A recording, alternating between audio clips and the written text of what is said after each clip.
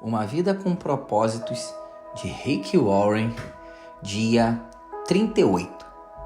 Tornando-se um cristão com excelência.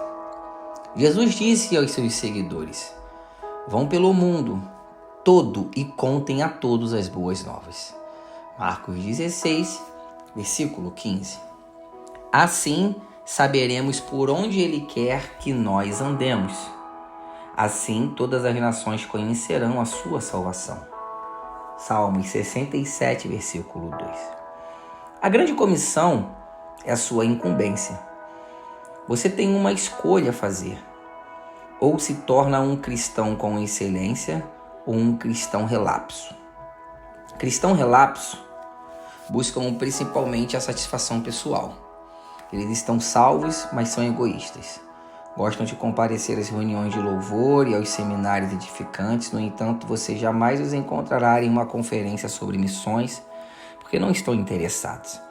As orações deles concentram-se nas próprias necessidades e em pedidos de bênçãos e de felicidade. É a fé do eu primeiro. Como Deus pode tornar minha vida mais confortável? Eles querem usar Deus para seus propósitos, em vez de serem usados por Deus para os propósitos dele. Os cristãos com excelência, em contrapartida, sabem que foram salvos para servir e feitos para uma missão. Eles estão ávidos para receber uma missão pessoal e se entusiasmam com o privilégio de serem usados por Deus. Os cristãos com excelência são as únicas pessoas totalmente vivas neste planeta. Sua alegria, confiança e entusiasmo contagiam, porque sabem que são importantes. Acordam a cada manhã na expectativa de que Deus atue por meio deles, de novas maneiras. Que tipo de cristão você quer ser? Deus nos convida para participar da mais magnífica, ampla, diversificada e importante causa da história, o reino. A história da humanidade é a história de Deus.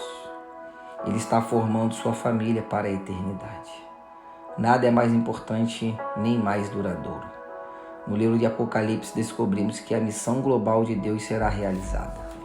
Um dia a grande comissão se tornará a grande consumação.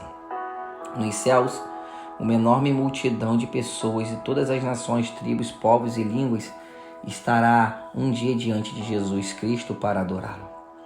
Envolver-nos como cristão com excelência nos permitirá experimentar um pouco do céu antecipadamente.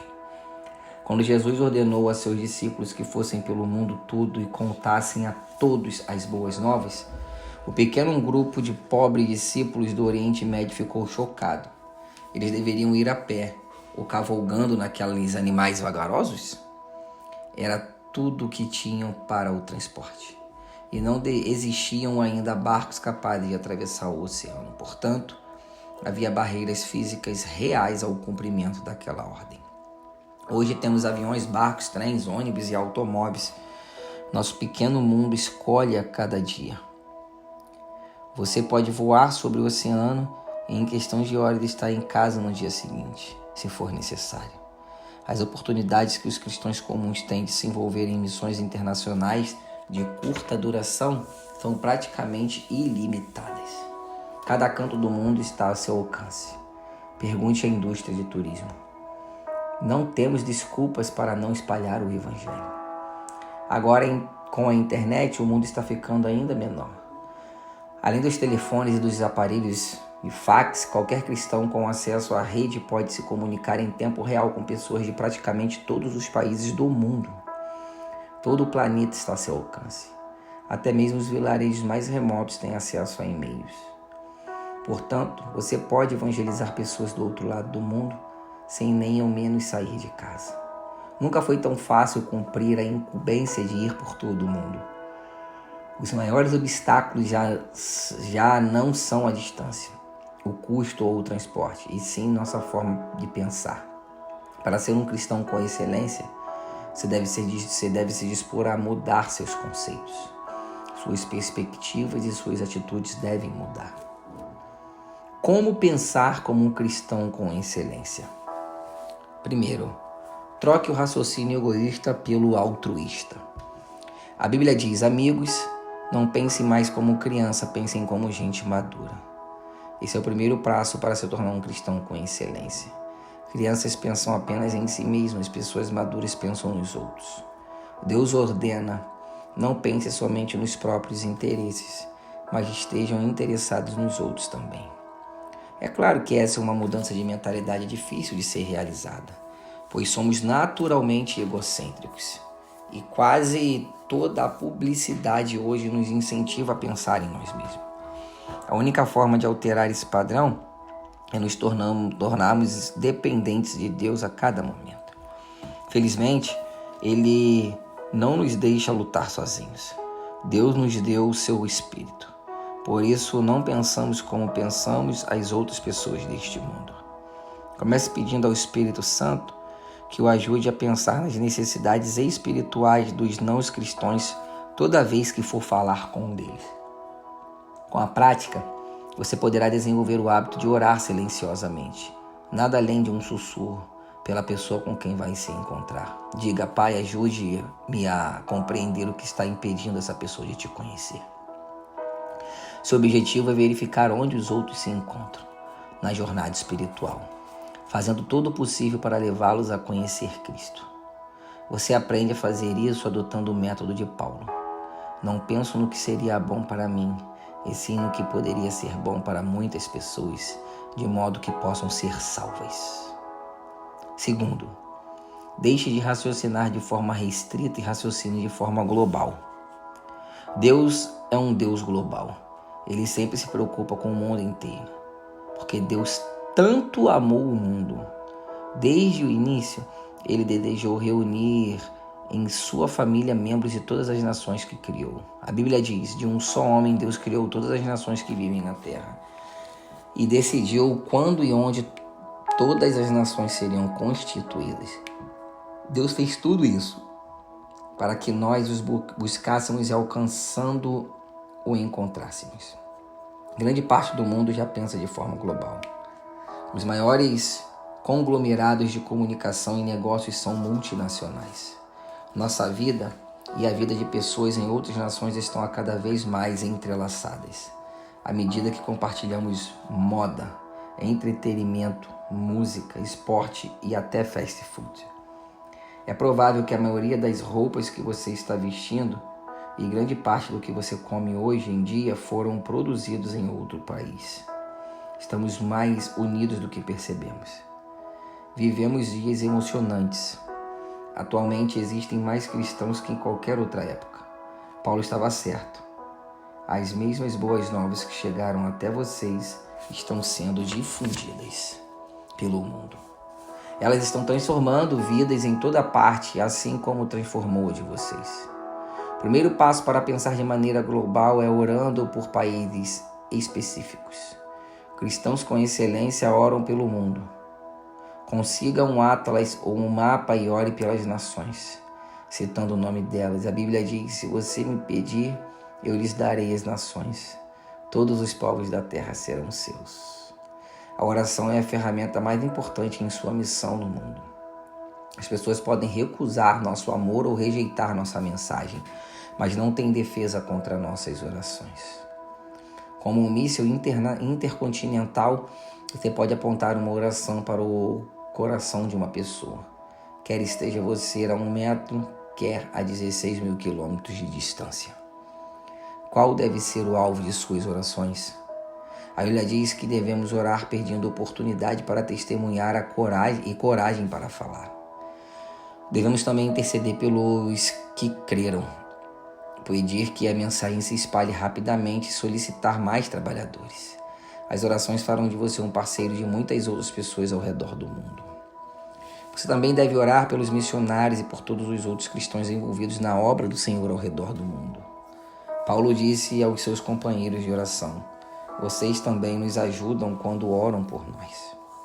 Outra forma de desenvolver o raciocínio global é ler ou assistir ao noticiário com olhos de quem assumiu a grande comissão. Sempre que houver mudanças ou conflitos, esteja certo de que Deus usará tais situações para atrair vidas para si. As pessoas são mais receptivas a Deus quando estão sob tensão ou atravessam um período de mudanças. As rápidas e incessantes mudanças que ocorrem hoje no mundo estão preparando como nunca antes as pessoas para ouvir as boas novas. A melhor maneira de começar a pensar de modo global é participar de algum projeto missionário de curto prazo em outro país. Nada substituiu a participação ativa na vida real em outra cultura. Pare de estudar e discutir sobre sua missão e comece logo a realizá-la. Desafio você a ir até o fim. Em Atos 1:8, Jesus estabelece um padrão para nosso envolvimento. Vocês serão minhas testemunhas em Jerusalém, em toda a Judéia e Samaria e até os confins da terra.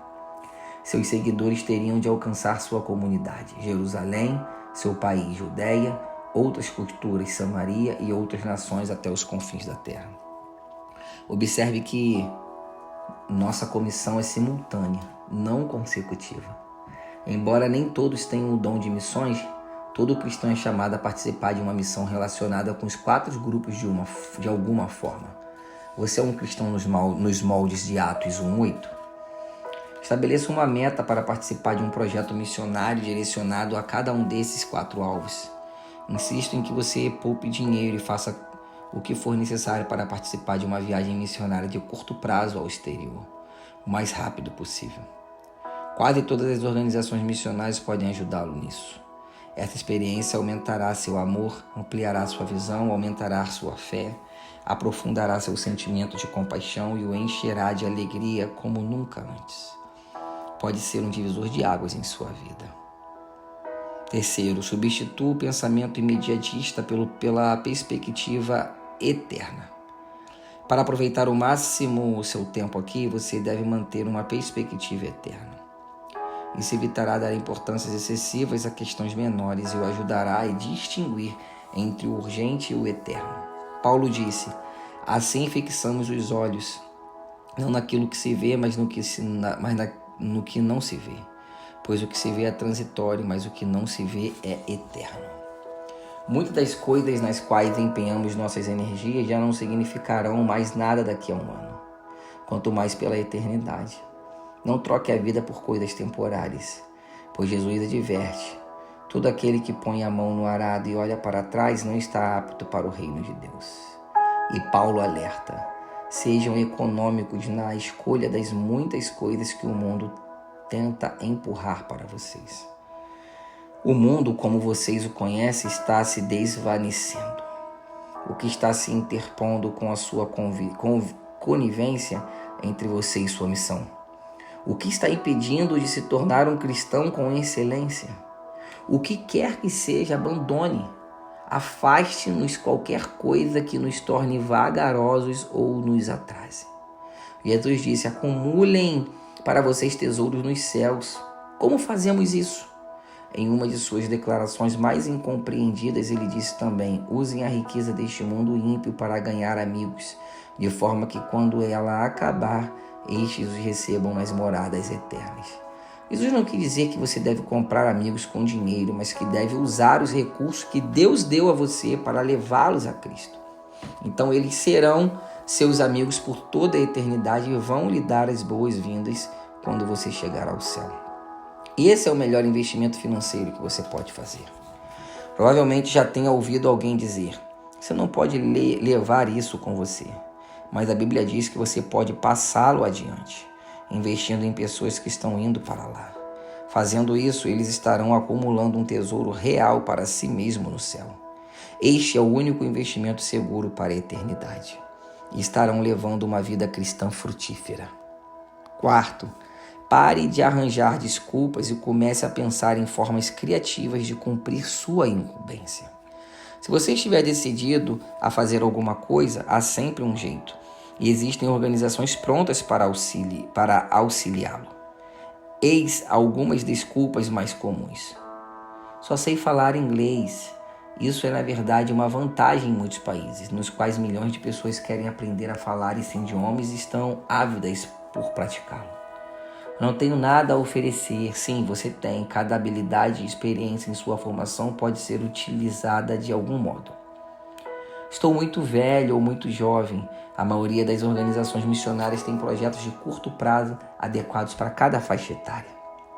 Da mesma forma que Deus rejeitou as desculpas de Sara quando ela disse estar muito velha para que o Senhor a usasse, Ele também rejeitou as objeções de Jeremias quando este alegou ser muito jovem.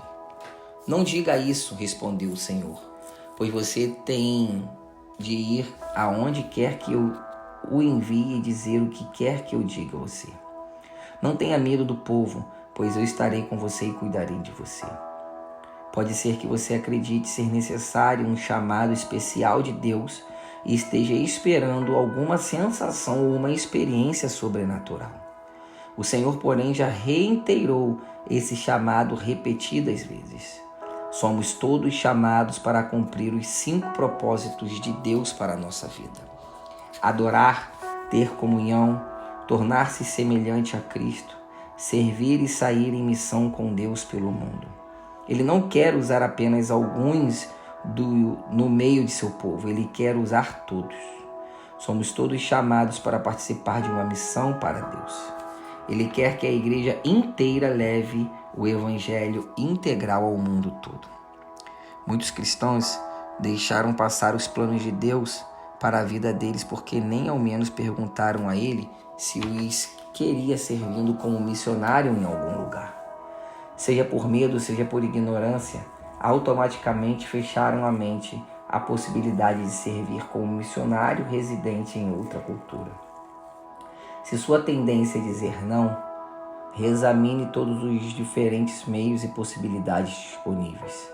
Você vai se surpreender. E ore, perguntando seriamente a Deus o que Ele deseja de você nos próximos anos. Milhares de missionários residentes são desesperadamente necessários neste ponto crítico da história, quando há tantas portas escancaradas como nunca antes. Se quer ser semelhante a Jesus, deve amar o mundo inteiro. Você não pode se dar por satisfeito apenas com a conversão de sua família e de alguns amigos. Existem mais de 6 bilhões de pessoas no mundo e Jesus quer encontrar todos os seus filhos perdidos. Ele disse: somente aqueles que põem de lado a sua vida por minha causa e por causa da boa nova que a salvarão. A grande comissão é a sua incumbência. E fazer sua parte é o segredo para uma vida que realmente vale a pena. Pensando sobre o meu propósito de vida.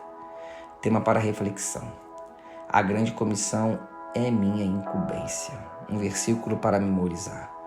Assim saberemos por onde Ele quer que nós andemos. Assim todas as nações conhecerão a sua salvação. Salmos 67, versículo 2. Pergunta para meditar: que providências posso tomar a fim de me preparar para a experiência de uma missão de curta duração no próximo ano? Deus te abençoe. Te aguardo no dia 39.